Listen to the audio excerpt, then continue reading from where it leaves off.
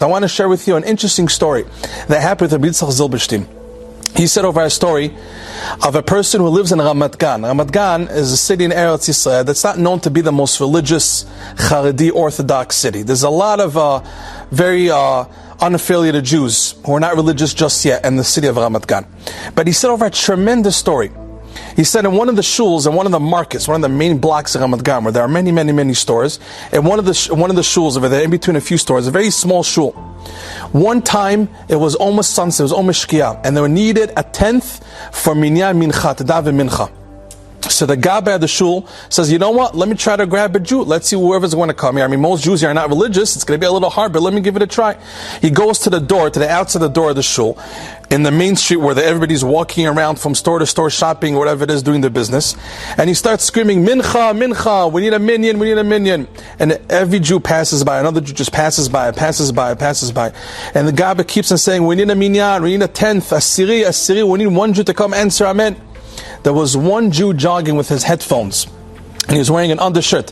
One jogging, and this gabbai said, you know what, this guy, I'm going to stop him, because he's not going to be able to hear me. I'm going to stop this guy and ask if he can come. So the gabbai jumps out and he says, hey, stop. The guy takes off his headphones and says, how can I help you? He says, we need a tenth for minyan. I was here for a long time. It's almost shkia. It's almost sunset. I'm not going to be able to daven. Can you just do me a favor? Don't say no and come help us in the minyan. So this guy looks at the gabbai. He has long hair. He has a kuku, as they say. He's with his headphone. He says, Takshiv, let me tell you, I haven't prayed in years and years. This is my bar mitzvah. You know, but if you're really asking me to do it, I'm not going to say no. I'm going to come to the shul. He comes in. They give him a kippah. They give him a siddur. This unaffiliated Jew davened them and they had a minyan. But afterwards, the rabbi of the shul goes over to this gentleman, this unaffiliated Jew, who now was mashlim the minyan, helped him praying for mincha, the 10th Jew.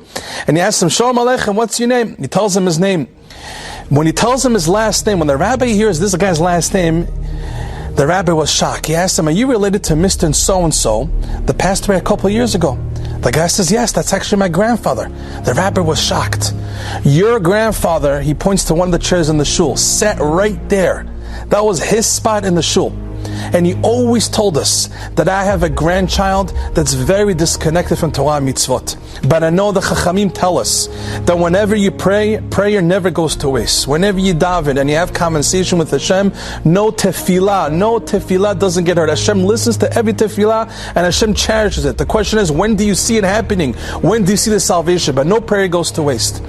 Your grandfather always told us, I have a son that's right now not religious just yet, but I'm going to keep on praying. I'm going to keep on praying. He says many times when you got an aliyah to the Sefer Torah, when we said Misha Berach, the special blessing, when you go up to the Torah, you can say a special blessing for other people. He always mentioned your name, his grandson, that he should come back to Torah mitzvot.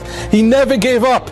And look what's going on. Years later, out of all the people passing by the street, the gabbai is screaming, mincha, mincha, mincha. Nobody stopped. You with your headphones, the gabbai stopped you, brought you in. You were the 10th guy in the same shul where your grandfather was, who prayed for you to come back to Judaism.